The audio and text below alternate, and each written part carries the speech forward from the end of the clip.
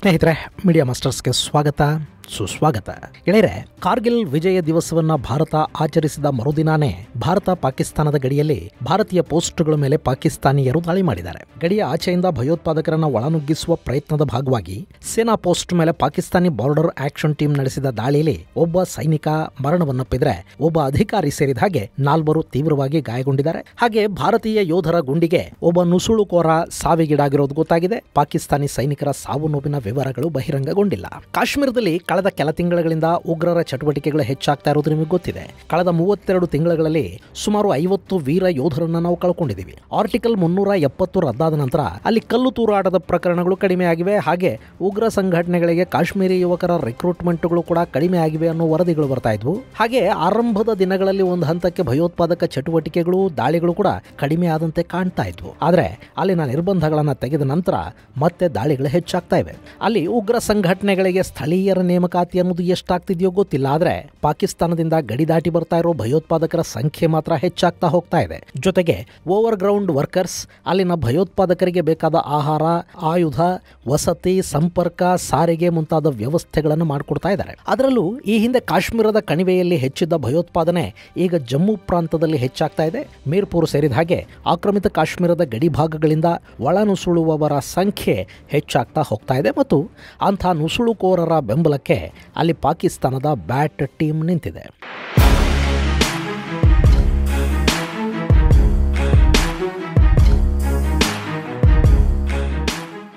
ಮೊನ್ನೆ ಪಾಕಿಸ್ತಾನದ ಬ್ಯಾಟ್ ಟೀಮಿನ ಸೈನಿಕನೊಬ್ಬ ಒಂದಷ್ಟು ಉಗ್ರರನ್ನ ಗಡಿ ದಾಟಿಸೋದಕ್ಕೆ ಪ್ರಯತ್ನ ಪಡ್ತಾ ಭಾರತದ ಗಡಿಯ ಕಡೆಗೆ ಕರ್ಕೊಂಡು ಬರ್ತಾ ಇದ್ದ ಫೋಟೋ ಒಂದು ಬಹಿರಂಗಗೊಳ್ತು. ಹಾಗೆ ಆ ಭಾಗದಲ್ಲಿ ಚೈನಾ ನಿರ್ಮಾಣ ಮಾಡಿರೋ ಟನಲ್ಗಳನ್ನು ಬಳಸಿಕೊಂಡು ಉಗ್ರರು ಹೇಗೆ ಗಡಿಗಳವರೆಗೆ ಬರ್ತಿದ್ದಾರೆ ಹಾಗೂ ಗಡಿಗಳಲ್ಲಿ ಅವರು ನಿರ್ಮಾಣ ಮಾಡಿಕೊಂಡಿರುವ ಟನಲ್ಗಳು ಹೇಗಿವೆ ಅನ್ನೋದ್ರ ಬಗ್ಗೆ ಕೂಡ ನಿಮಗೆ ನಾನು ಒಂದು ಸ್ವಲ್ಪ ಮಾಹಿತಿಯನ್ನು ಕೊಟ್ಟಿದ್ದೆ. ಈಗ ಶನಿವಾರ ಬೆಳಗಿನ ಜಾವ ಪಾಕಿಸ್ತಾನದ ಗಡಿ ರಕ್ಷಣಾ ಪಡೆ ಮತ್ತೆ ಅದೇ ತರದ ಮತ್ತೊಂದು ಅಟೆಂಪ್ಟ್ ಅನ್ನು ಮಾಡಿದೆ.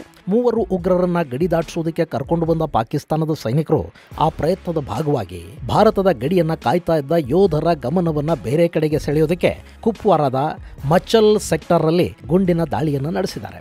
LOCಯ ಕಾಮ್ಕಾಡಿ ಬಳಿಯಲ್ಲಿನ ಸೇನಾ ಪೋಸ್ಟ್ ಮೇಲೆ ಬೆಳಗಿನ ಜಾವ ವಿಪರೀತ ಪ್ರಮಾಣದಲ್ಲಿ ಗುಂಡಿನ ದಾಳಿ ಆರಂಭ ಆಗಿದೆ. ಅದರಲ್ಲಿ ಭಾರತೀಯ ಸೇನೆಯ ಯೋಧನೊಬ್ಬ ವೀರಮರಣವನ್ನಪ್ಪಿದ್ರೆ ಒಬ್ಬ ಮೇಜರ್ ಸೇರಿದ ಹಾಗೆ 5 ಯೋಧರು ತೀವ್ರವಾಗಿ ಗಾಯಗೊಂಡಿದ್ದಾರೆ. ಹಾಗೆ ಭಾರತೀಯ ಯೋಧರು ನಡೆಸಿದ ಪ್ರತಿದಾಳಿಯಲ್ಲಿ 3 ನುಸುಳುಕೋರರ ಪೈಕಿ ಒಬ್ಬ ಸಾವಿಗೀಡಾಗಿದ್ದಾನೆ.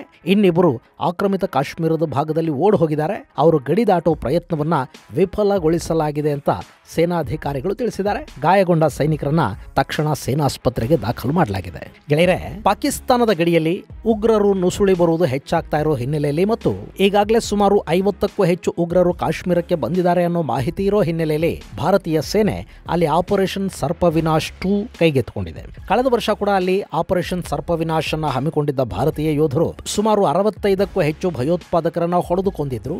ಈಗ ಮತ್ತೆ ಉಗ್ರರ ಚಟುವಟಿಕೆಗಳು ಹೆಚ್ಚಾಗ್ತಾ ಇರೋ ಹಿನ್ನೆಲೆಯಲ್ಲಿ 2ನೇ ಸುತ್ತಿನ ಸರ್ಪವಿನಾಶ ಕಾರ್ಯಾಚರಣೆಯನ್ನ ಕೈಗೆತ್ತಿಕೊಳ್ಳಲಾಗಿದ್ದು, ಅದಕ್ಕಾಗಿ ಕಮಾಂಡೋ ಪಡೆ ಸೇರಿದ ಹಾಗೆ ಸುಮಾರು 3,500 ಯೋಧರನ್ನ ಕಾಶ್ಮೀರಕ್ಕೆ ಕರೆಸಿಕೊಳ್ಳಲಾಗಿದೆ.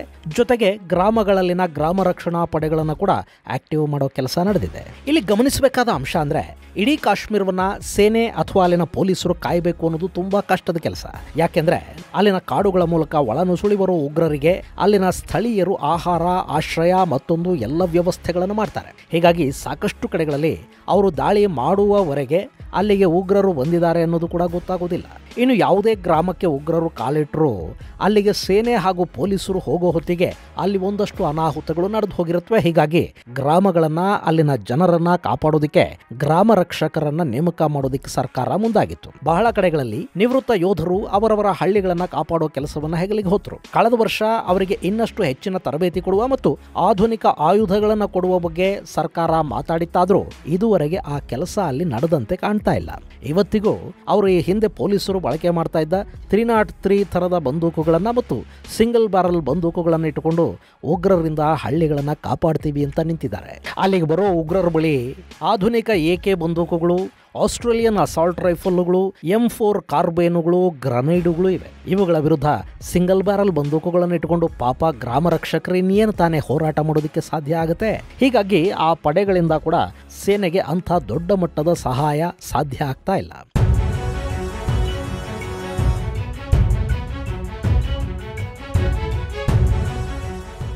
ಇನ್ನು ಈ ಉಗ್ರರ ಪರಿಸ್ಥಿತಿ ಹೇಗಿದೆ ಅಂದ್ರೆ ಅವರಿಗೆ ಚೈನಾ ಆಯುಧಗಳನ್ನ ಮತ್ತು ಸಂಪರ್ಕ ಸಾಧನಗಳನ್ನು ಕೊಟ್ಟಿದೆ, ಸ್ಯಾಟಲೈಟ್ ಫೋನುಗಳು ಅವರ ಬಳಿ ಇವೆ, ನ್ಯಾವಿಗೇಷನ್ ಸಿಸ್ಟಮ್ಗಳನ್ನು ಅವರು ಹೊಂದಿದ್ದಾರೆ. ಜೊತೆಗೆ ಅವರಿಗೆ ಈ ಭಾಗದ ಅರಣ್ಯ ಪ್ರದೇಶಗಳ ಬಗ್ಗೆ ಮತ್ತು ಇಲ್ಲಿನ ಯುದ್ಧಗಳ ಬಗ್ಗೆ ಕೂಡ ತರಬೇತಿಯನ್ನ ಕೊಡಲಾಗಿದೆ. ಚೈನಾದ ಹಣ, ಆಯುಧಗಳು, ಪಾಕಿಸ್ತಾನಿ ಸೇನೆಯ ತರಬೇತಿಯನ್ನ ಪಡ್ಕೊಂಡಿರೋ ಈ ಉಗ್ರರನ್ನ ಗಡಿದಾಟಿಸುವ ಕೆಲಸವನ್ನ ಅಲ್ಲಿನ ಬ್ಯಾಟ್ ಮಾಡ್ತಾ ಇದೆ. ಗೆಳೆಯರೆ, ಬ್ಯಾಟ್ ಅಂದ್ರೆ ಬಾರ್ಡರ್ ಆಕ್ಷನ್ ಟೀಮ್ ಅಂತ. ಇದು ಪಾಕಿಸ್ತಾನದ ಸ್ಪೆಷಲ್ ಆಕ್ಷನ್ ಫೋರ್ಸ್ ಅಂತ ಕೂಡ ಕರೆಸಿಕೊಳ್ಳುತ್ತೆ. ಇವರನ್ನ ಭಾರತದ ಗಡಿಯಲ್ಲಿ ಪಾಕಿಸ್ತಾನ ನಿಯೋಜನೆ ಮಾಡಿದೆ.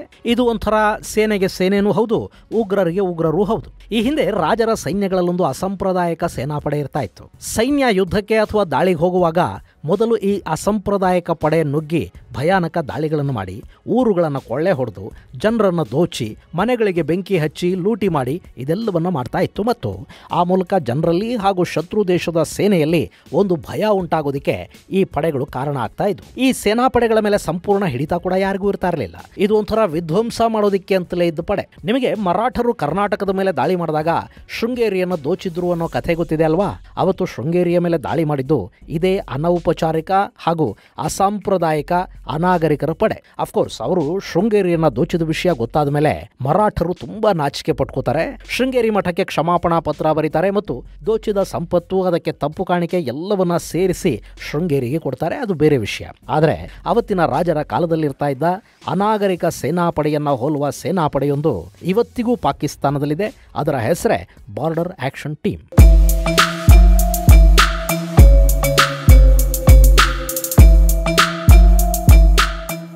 ಇದರಲ್ಲಿ ಒಂದಷ್ಟು ಸೈನಿಕರು, ಬಹಳಷ್ಟು ಉಗ್ರರು ಕೆಲಸ ಮಾಡ್ತಾರೆ. ಲಷ್ಕರ್ ಎ ತೈಬಾ, ಹಿಜ್ಬುಲ್ ಮುಜಾಹಿದೀನ್, ಜೈಷ್ ಎ ಮೊಹಮ್ಮದ್ ನಂಥ ಗುಂಪುಗಳ ಉಗ್ರಗಾಮಿಗಳನ್ನ ಒಳಗೊಂಡಿರುವ ಈ ತಂಡಗಳು ಭಾರತದ ಗಡಿಯಲ್ಲಿ ದಾಳಿಗಳನ್ನ ಮಾಡ್ತಾ ಇರುತ್ತವೆ. ಈ ಪಡೆಗೆ ಪಾಕಿಸ್ತಾನದ ಸೇನೆ 8 ತಿಂಗಳ ವಿಶೇಷ ತರಬೇತಿಯನ್ನು ಕೊಡುತ್ತೆ. ಹಾಗೆ ವಾಯುಪಡೆ 4 ತಿಂಗಳ ತರಬೇತಿಯನ್ನು ಇವರಿಗೆ ಕೊಡುತ್ತೆ. ಇಲ್ಲಿ ಯುದ್ಧದ ತರಬೇತಿಯ ಜೊತೆಗೆ ಭಯಾನಕ ಕೃತ್ಯಗಳ ತರಬೇತಿಯನ್ನು ಕೊಡ್ತಾರೆ. ಶಿರಚ್ಛೇದದಂಥ ಕೃತ್ಯಗಳನ್ನು ಕೂಡ ಈ ತಂಡ ಮಾಡುತ್ತೆ. ISI ಹಿಂದೆ ನಿಂತು ಇವರನ್ನ ನಿಯಂತ್ರಿಸುತ್ತೆ. ಒಂದು ಬ್ಯಾಟ್ ತಂಡದಲ್ಲಿ ಸಾಮಾನ್ಯವಾಗಿ 6 ರಿಂದ 7 ಪಾಕಿಸ್ತಾನಿ ಸೈನಿಕರು ಹಾಗೂ ಒಂದಷ್ಟು ಉಗ್ರಗಾಮಿಗಳಿರ್ತಾರೆ. ಈ ತಂಡ ಭಾರತ ಮತ್ತು ಪಾಕಿಸ್ತಾನದ ನಡುವಿನ 740 ಕಿಲೋಮೀಟರ್ ಉದ್ದದ LOCಯಲ್ಲಿನ ಬಲಹೀನ ಪಾಯಿಂಟ್ಗಳನ್ನು ಗುರುತು ಮಾಡುತ್ತಾ ಹೋಗುತ್ತೆ. ಅಂದ್ರೆ ಎಲ್ಲಿ ಭಾರತೀಯ ಯೋಧರ ಗಸ್ತು ಕಡಿಮೆ ಇರುತ್ತೆ, ಎಲ್ಲಿ ಅರಣ್ಯ ಪ್ರದೇಶದ ಒಳಗೆ ನುಸುಳೋದಕ್ಕೆ ಸಾಧ್ಯವಾಗುತ್ತೆ, ಯಾವ ಸಮಯದಲ್ಲಿ ಗಸ್ತು ಕಡಿಮೆ ಇರುತ್ತೆ, ಇಂಥ ವಿಷಯಗಳನ್ನು ಇವರು ಗಮನಿಸ್ತಾ ಹೋಗ್ತಾರೆ. ಆ ನಂತರ ಆ ಸ್ಥಳಗಳಲ್ಲಿ ಪಾಕಿಸ್ತಾನಿ ಸೈನಿಕರು ಈ ಉಗ್ರರನ್ನ ಗಡಿದಾಟಿಸುವ ಕೆಲಸವನ್ನು ಮಾಡ್ತಾರೆ. ಅಥವಾ ಅಲ್ಲಿ ಗಸ್ತು ತಿರುಗುವ ಭಾರತೀಯ ಯೋಧರು ಕಡಿಮೆ ಸಂಖ್ಯೆಯಲ್ಲಿದ್ದರೆ ಅವ್ರ ಮೇಲೆ ದಾಳಿ ಮಾಡಿ ಅವರನ್ನ ಹೊತ್ತೊಯ್ದು ಭಯಾನಕವಾಗಿ ಕೊಂದು ಹಾಕೋ ಕೆಲಸವನ್ನು ಕೂಡ ಈ ಬ್ಯಾಟ್ ತಂಡ ಮಾಡುತ್ತೆ. ಗೆಳೆಯರೆ, ಕಾರ್ಗಿಲ್ ಯುದ್ಧ ಆರಂಭವಾಗುವ ಮೊದಲು ಗಸ್ತಿಗೆ ಅಂತ ಹೋಗಿದ್ದ ಸೌರಭ್ ಕಾಲಿಯಾ ಸೇರಿ 5 ಸೈನಿಕರ ಭಯಾನಕ ಹತ್ಯೆ ನಡೀತಲ್ಲ, ಅದನ್ನ ಮಾಡಿದ್ದು ಕೂಡ ಇದೇ ಬ್ಯಾಟ್ ತಂಡ. ಈ ರಕ್ಕಸ ಪಡೆಯ ಕ್ರೌರ್ಯದ ಬಗ್ಗೆ ಹೇಳ್ತಾ ಹೋದ್ರೆ ಅದು ದೊಡ್ಡ ಪಟ್ಟಿ ಆಗುತ್ತೆ. ಇವರು ಗಡಿಯಲ್ಲಿ ಭಾರತೀಯ ಯೋಧರನ್ನ ಭಯಾನಕವಾಗಿ ಕೊಂದು ಹಾಕುವ ಮೂಲಕ ನಮ್ಮ ಯೋಧರಲ್ಲಿ ಭಯ ಉಂಟು ಮಾಡೋ ಪ್ರಯತ್ನವನ್ನ ಹೆಚ್ಚು ಮಾಡಿದ ನಂತರ ಭಾರತೀಯ ಯೋಧರು ಕೂಡ ಅದೇ ರೀತಿಯಲ್ಲಿ ಪ್ರತೀಕಾರ ತೀರಿಸಿಕೊಳ್ಳೋದಕ್ಕೆ ಮುಂದಾಗಿದ್ದಾರೆ. ಮತ್ತು ಸಾಕಷ್ಟು ಪ್ರತಿದಾಳಿಗಳಲ್ಲಿ ಭಾರತ ಕೂಡ ಈ ಬ್ಯಾಟ್ ಸದಸ್ಯರನ್ನ ಅವರದ್ದೇ ರೀತಿಯಲ್ಲಿ ಅತ್ಯಂತ ಭಯಾನಕವಾಗಿ ತಲೆ ಕಡಿದು ಕೊಲೆ ಮಾಡ್ತಾ ಇದೆ.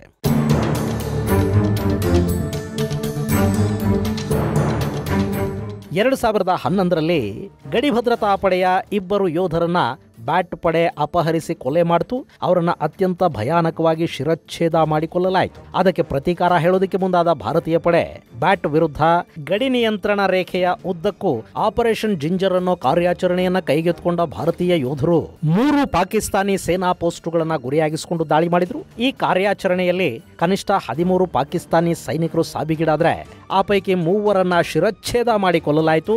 ಆ ಮೂಲಕ ಶತ್ರುಗಳನ್ನ ಅತ್ಯಂತ ಭಯಾನಕವಾಗಿ ಕೊಲ್ಲುವುದು ನಮಗೂ ಬರುತ್ತೆ ಅನ್ನೋದನ್ನ ಭಾರತೀಯ ಯೋಧರು ಕೂಡ ತೋರಿಸ್ಕೊಟ್ರು. ಇನ್ನು 2017ರಲ್ಲಿ ಕೃಷ್ಣಾ ಘಾಟಿ ಸೆಕ್ಟಾರ್ ಅಲ್ಲಿ BSF ಯೋಧರ ಮೇಲೆ ಬ್ಯಾಟ್ ನಡೆಸಿದ ದಾಳಿಗೆ ಪ್ರತೀಕಾರವಾಗಿ ಭಾರತೀಯ ಪಡೆಗಳು ಬ್ಯಾಟ್ನ 2 ಸದಸ್ಯರನ್ನ ಕೊಂದು ಹಾಕಿದ್ವು. 2017ರ ಡಿಸೆಂಬರ್ 25-26ನೇ ತಾರೀಕು ಭಾರತದ ಘಾತಕ ಕಮಾಂಡೋಗಳು LOCಯ ರಾವಲ್ಕೋಟ್ ರುಖಚಕ್ರಿ ಸೆಕ್ಟಾರ್ ಅಲ್ಲಿ ನಡೆಸಿದ ಕಾರ್ಯಾಚರಣೆಯಲ್ಲಿ ಒಬ್ಬ ಮೇಜರ್ ಸೇರಿದ ಹಾಗೆ ಪಾಕಿಸ್ತಾನದ 3 ಸೈನಿಕರನ್ನ ಹೊಡೆದುಕೊಳ್ಳುವ ಮೂಲಕ ಭಾರತದ ಯೋಧರು ಪ್ರತೀಕಾರವನ್ನು ಹೇಳಿದ್ರು. ಇನ್ನು 2018ರಲ್ಲಿ ಘಟ್ಟದಲ್ಲಿ ಸಾಂಬಾ ಜಿಲ್ಲೆಯ ಇಂಟರ್ನ್ಯಾಷನಲ್ ಬಾರ್ಡರ್ ಬಳಿ ಇದೇ ಬ್ಯಾಟ್ ತಂಡ BSF ಯೋಧನೊಬ್ಬನನ್ನ ಅಪಹರಿಸಿ ಅವನನ್ನ ಕೊಂದು ಅವನ ದೇಹವನ್ನ ವಿರೂಪಗೊಳಿಸಿತ್ತು. ಹಾಗೆ ಆಗಸ್ಟ್ 1, 2019ರಂದು ಭಾರತೀಯ ಯೋಧರು ಕೆರಾನ್ ಸೆಕ್ಟಾರ್ ಅಲ್ಲಿ ಬ್ಯಾಟ್ ದಾಳಿಯನ್ನ ಯಶಸ್ವಿಯಾಗಿ ವಿಫಲಗೊಳಿಸಿದ್ರು.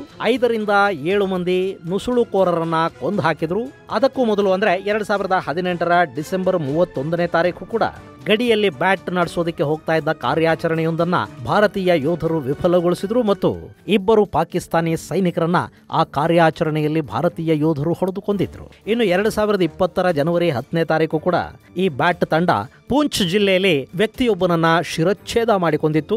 ಹೀಗೆ ಅತ್ಯಂತ ಭಯಾನಕವಾಗಿ ಕೊಲೆಗಳನ್ನು ಮಾಡುವ ಮೂಲಕ ಅವರು ಗಡಿ ಕಾಯುವ ಯೋಧರನ್ನ ಹೆದರಿಸುವ ಪ್ರಯತ್ನವನ್ನ ಆಗಾಗ ಮಾಡ್ತಾ ಇರ್ತಾರೆ ಮತ್ತು ಅದಕ್ಕೆ ತಕ್ಕ ಪ್ರತ್ಯುತ್ತರವನ್ನ ಅಲ್ಲಿ ಭಾರತೀಯ ಯೋಧರು ಕೂಡ ಕೊಡ್ತಾ ಇದ್ದಾರೆ. ಇನ್ನು ಶನಿವಾರ ಬೆಳಗಿನ ಜಾವ ಕುಪ್ವಾರಾದ ಮಚ್ಚಲ್ ಸೆಕ್ಟರ್ ಅಲ್ಲಿ ಕೂಡ ಇದೇ ಬಾರ್ಡರ್ ಆಕ್ಷನ್ ಟೀಮ್ 3 ಉಗ್ರರನ್ನ ಗಡಿದಾಟಿಸೋ ಪ್ರಯತ್ನವನ್ನು ಮಾಡಿದೆ.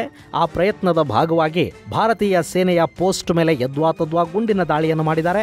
ಆ ಅನಿರೀಕ್ಷಿತ ದಾಳಿಯಲ್ಲಿ ಮೇಜರ್ ಸೇರಿದ ಹಾಗೆ 5 ಭಾರತೀಯ ಸೈನಿಕರು ಗಾಯಗೊಂಡಿದ್ದಾರೆ. ಗೆಳೆಯರೆ, ಗಡಿಯಲ್ಲಿ ಇಷ್ಟು ದಿನ ತಣ್ಣಗಾದಂತೆ ಕಾಣ್ತಾ ಇದ್ದ ಪಾಕಿಸ್ತಾನ ಈಗ ಮತ್ತೆ ಭಾರತೀಯ ಯೋಧರ ಮೇಲೆ ನಡೆಸ್ತಾ ಇರೋ ದಾಳಿಗಳನ್ನು ನೋಡ್ತಾ ಇದ್ರೆ ಅದರ ಹಿಂದೆ ಚೀನಾದ ಚಿತಾವಣೆ ಇದೆ ಅನ್ನೋದು ಗುಪ್ತ ವಿಷಯ ಏನಲ್ಲ. ಭಾರತ ಈ ದಾಳಿಗಳಿಗೆ ಸಮರ್ಥ ಪ್ರತ್ಯುತ್ತರವನ್ನ ಕೊಡದೇ ಇದ್ರೆ ಪಾಕಿಸ್ತಾನ ತನ್ನ ಇಂಥ ಕೃತ್ಯಗಳನ್ನ ಮತ್ತಷ್ಟು ಹೆಚ್ಚು ಮಾಡ್ತಾ ಹೋಗುತ್ತೆ. ಇದನ್ನ ಭಾರತದ ರಕ್ಷಣಾ ಇಲಾಖೆ ಹೇಗೆ ಪ್ರತ್ಯುತ್ತರ ಕೊಡುತ್ತೆ ಅನ್ನೋದನ್ನ ಕಾದು ನೋಡಬೇಕು. ಇದು ಗೆಳೆಯರೆ, ಗಡಿಯಲ್ಲಿ ಶುರುವಾಗಿರುವ ಉದ್ವಿಗ್ನತೆಗೆ ಸಂಬಂಧಪಟ್ಟ ಒಂದಷ್ಟು ಮಾಹಿತಿ. ಮುಂದಿನ ಸಂಚಿಕೆಯಲ್ಲಿ ಮತ್ತಷ್ಟು ವಿಶೇಷಗಳ ಜೊತೆ ಮತ್ತೆ ಭೇಟಿಯಾಗೋಣ. ಅಲ್ಲಿವರೆಗೆ ಜೈ ಹಿಂದ್, ಜೈ ಕರ್ನಾಟಕ.